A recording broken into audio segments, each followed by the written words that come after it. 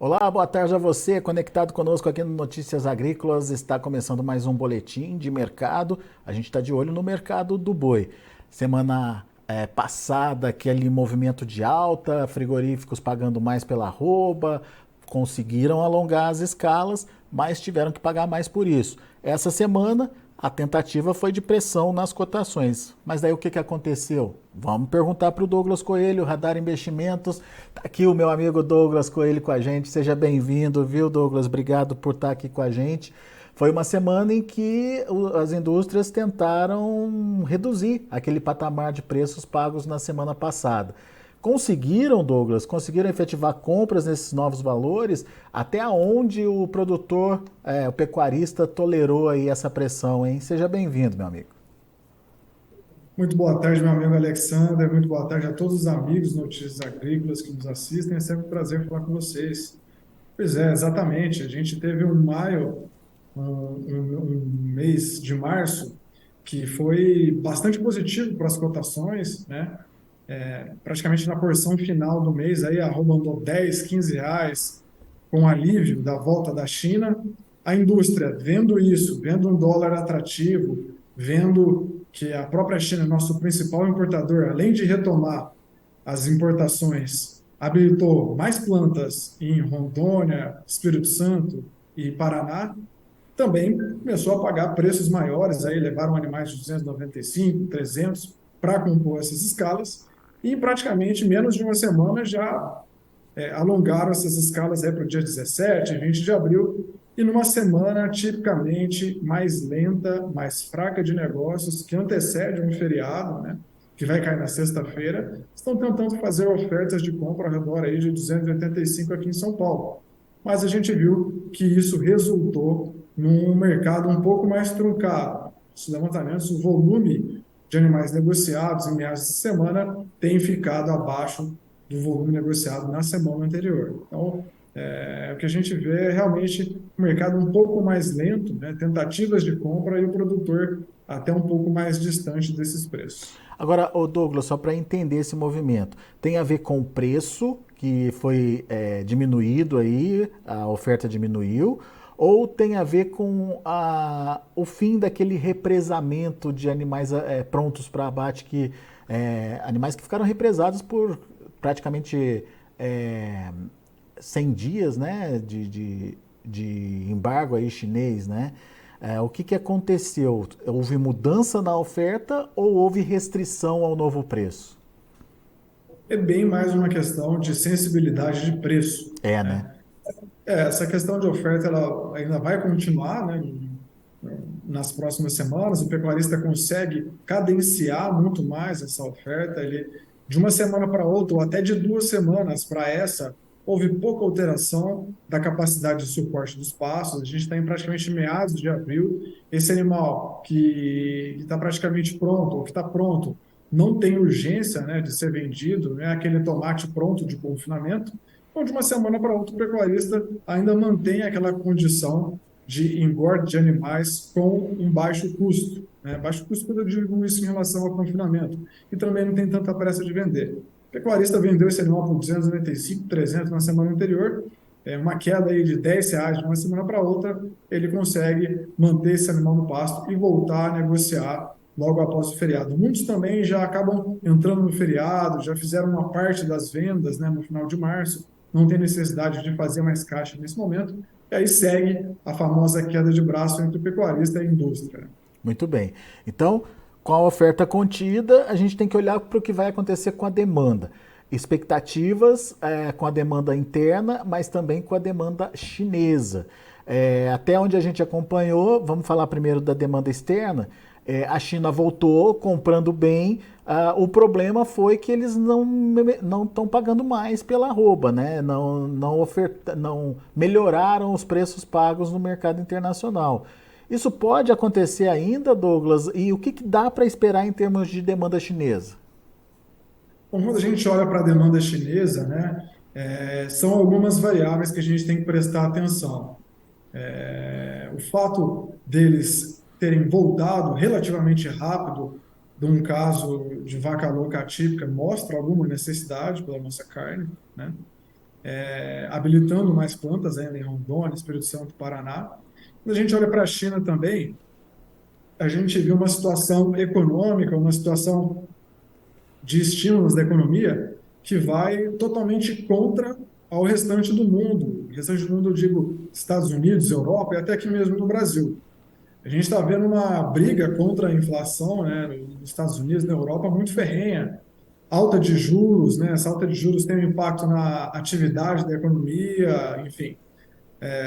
Uma coisa leva a outra, né?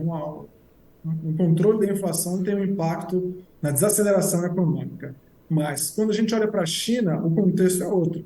Quando a gente olha para os PMIs, né, os índices de atividade industriais da China, que mostra a força da indústria, a força da construção, o consumo de bens e serviços, mês a mês esse PMI tem subido, está em alta, né? A gente vê que está praticamente no maior patamar dos últimos anos, ou seja, a China está no momento expansionista da economia dela, né? O fato de eles terem voltado rapidamente, sem mesmo um acordo prévio, um encontro, né, já que o presidente acabou não indo para a China, mostra, sim, simboliza alguma necessidade.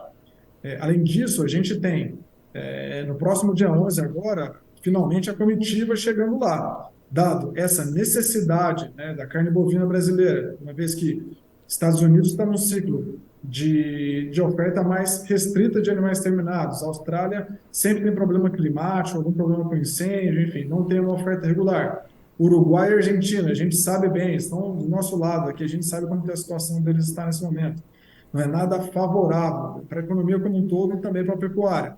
Então, acho que o Brasil se faz cada vez mais presente como um fornecedor importante de carne bovina de qualidade com preço atrativo. Possivelmente a gente pode ter alguma surpresa positiva e esperar que a demanda chinesa continue forte nas próximas semanas, nos próximos meses, né? Esse imbróglio todo da vaca louca típica foi rápido e a gente tem mais uma comitiva de encontro, possivelmente deve ter mais concessões de produtos e serviços também, olhando para a economia dos dois países. Muito bem. Ô Douglas, a gente tem ouvido duas análises diferentes sobre o comportamento da China. Aliás, as análises são parecidas em relação ao comportamento da China, porém as consequências dessa retomada são diferentes. Eu queria ouvir a sua opinião sobre elas. Todo mundo está falando dessa retomada da demanda chinesa, enfim, da necessidade que a China tem de compra do mercado. Mas o que a gente tem ouvido de diferente é que o mercado é outro. Naquele momento em que a China comprou muito do Brasil, existia uma restrição de oferta. A gente estava ainda terminando o ciclo, enfim, de oferta menor aí de animais. O cenário agora é outro, a gente tem um ciclo de maior oferta de animais. Até que ponto essa demanda pujante da China vai fazer o preço da arroba mexer? É uma ótima pergunta e para a gente responder ela, a gente tem que dar um passo para trás. Quando a gente fala de ciclo pecuário, né, a gente não está falando de um ano, de 6 meses, ou numa variação rápida de demanda. A gente está falando numa série histórica em oscilações aí de 5, 4, 6 anos. Né? A gente tem que olhar a série desde 1974, 1980. E quando a gente pega essa série desde 1974, desde 1980 e traz até hoje, a gente vê que o ciclo pecuário até os anos 80, os anos 90, até 2000, tinha um sinal muito clássico de alta e baixa, né, de preços junto com a participação de fêmeas nos abates. Né? Isso era bem nítido. Só que de 2010, 2015, 2020, hoje em 2023, a pecuária nacional, a pecuária brasileira se profissionalizou, está mais eficiente e existem outras ferramentas que mitigam essa oscilação de preço ao longo do tempo. Quais são essas, principalmente duas ferramentas que podem atenuar, mitigar e até trabalhar essa oscilação do ciclo pecuário brasileiro mais tímida, menor, fazer uma oscilação mais moderada. Primeiro, o confinamento.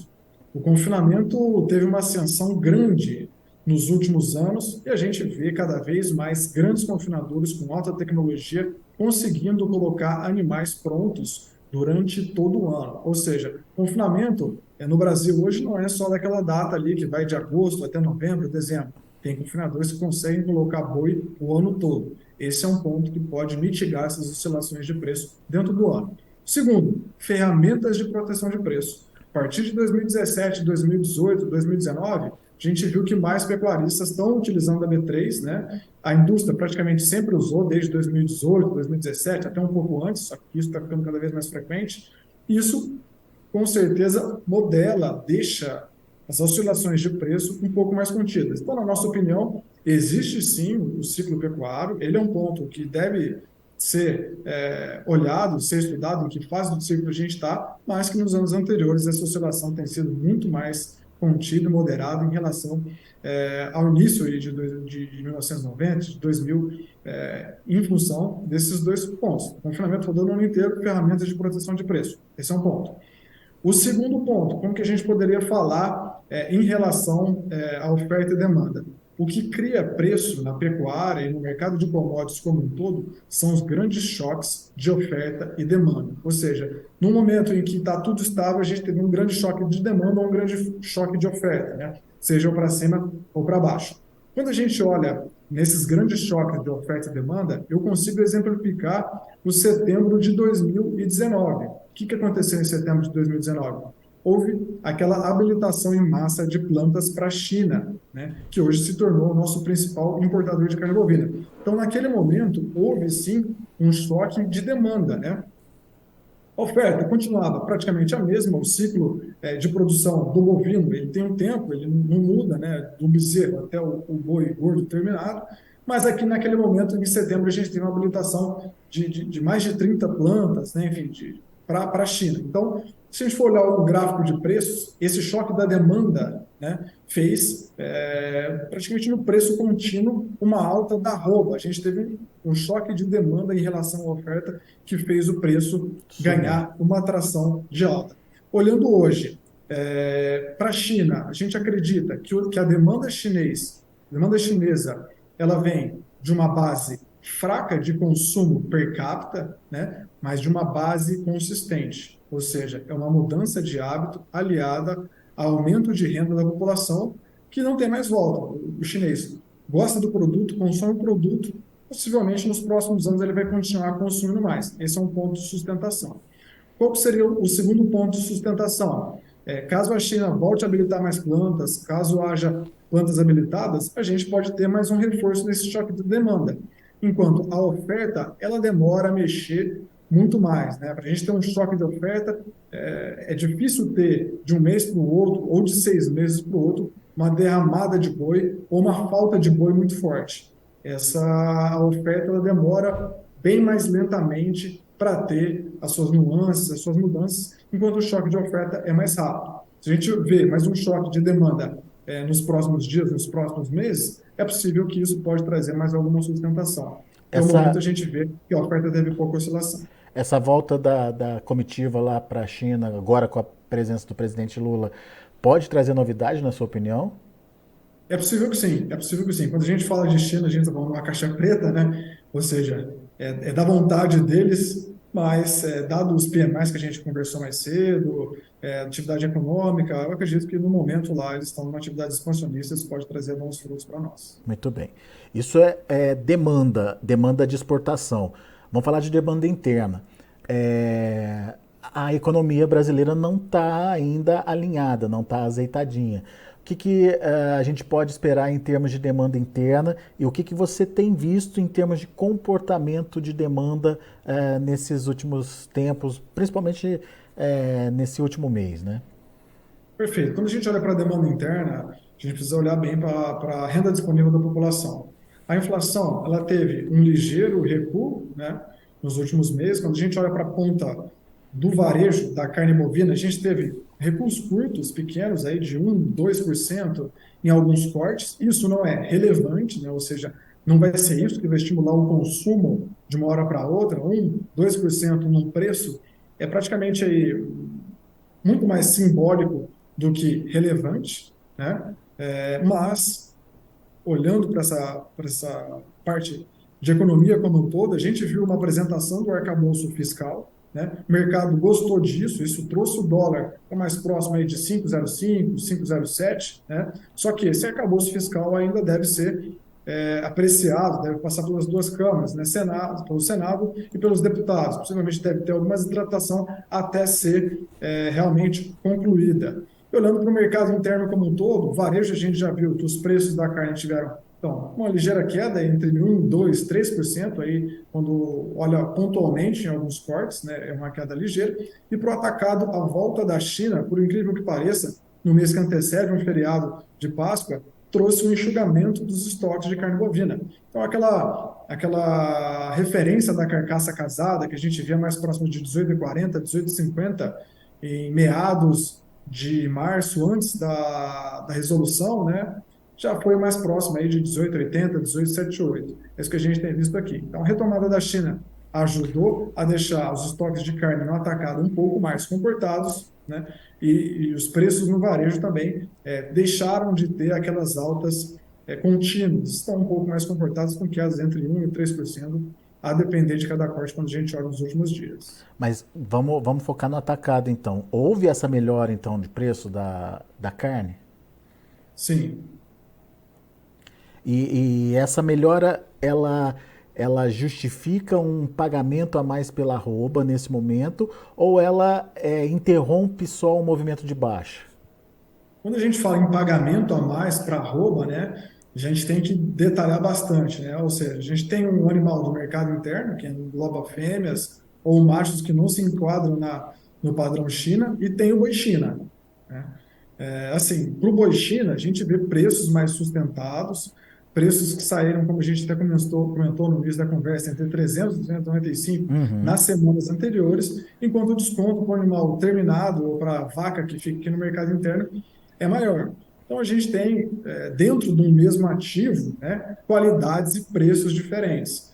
Quando a gente está falando de oferta de fêmeas, ciclo pecuário, a gente talvez esteja falando um pouco mais desse animal do mercado interno, né? E talvez quando a gente esteja falando do boi China, a gente está falando daquele animal jovem, do padrão dos dentes, né? Uhum. E aí a dúvida que fica também no ar, e é uma dúvida que até é interessante para a gente conversar com os nossos clientes, a gente sempre tem esse bate-papo, é assim, será que esse ciclo do pecuário, né, que boa parte dos analistas fala e comenta também, vai impactar no boi China? Será que esse boi China vai ter uma derrameira ou vai ser mais difícil de produzir esse boi China com a própria economia chinesa puxando mais animal, né? Então, a gente pode ter o diferencial boi China e o boi comum aumentando mais também, uma vez que as fêmeas podem ser ofertadas e o tempo para fazer ou a especificidade desse animal boi China, ele é bem diferente, né? Ele pode continuar sustentando, trazendo os indicadores aí um pouco mais para cima. Muito bem. Temos que esperar mais um pouquinho, então, para saber para onde esse comportamento deve caminhar, mas, enfim, as perspectivas, no final das contas, são boas, Douglas. Exato, exatamente, né? Acho que a gente já viveu períodos mais duros, né? Principalmente quando a gente olha em relação ao ano, a pandemia foi um ano de muita incerteza, seja no mercado externo, seja no mercado interno. Hoje em dia, as economias globais estão tentando colocar um freio na inflação, que é em função justamente do grande cheque que foi colocado no mercado em circulação, né? Mas China, para nossa alegria, que é o nosso principal importador, leva praticamente aí 50, 60% da nossa produção, está na contramão, está querendo expandir cada vez mais. A gente vê uma política expansionista da economia, o governo incentivando o consumo lá, né? E temos que aproveitar isso. Pelo menos as indústrias estão aproveitando isso, né? Alongar essas escalas com preço para cima mostra que a fome do boi China é grande. Muito bem. Douglas Coelho, meu amigo, mais uma vez, obrigado pela participação aqui com a gente. Volte sempre. Eu que agradeço pela oportunidade, contem conosco. Um abração. Valeu, abraço para você. Até a próxima. Tá aí Douglas Coelho, Radar Investimentos, aqui com a gente no Notícias Agrícolas, analisando o mercado do boi. Douglas está um pouco mais otimista em relação à precificação da arroba. Ele acredita que um movimento de demanda mais intensa da China pode ajudar aí a enxugar a oferta no mercado interno e, consequentemente, melhorar os preços da arroba ao produtor também. Vamos aos preços lá na B3, rapidinho a gente vê na tela um dia de queda até forte aí para o boi, abril 283,80, queda de 1,2%, maio 278,95, recuo de 1,08%, mesmo recuo para junho que fechou a 280, fechou não, está trabalhando nesse momento a R$ 280,30. E o julho, R$ 285,60, queda de 0,49%. Indicador CPEA fechou a R$ 290,30, queda de 1,34%. A gente vai ficando por aqui, agradeço a sua atenção e audiência. Na sequência tem João Batista Olive com Tempo e Dinheiro.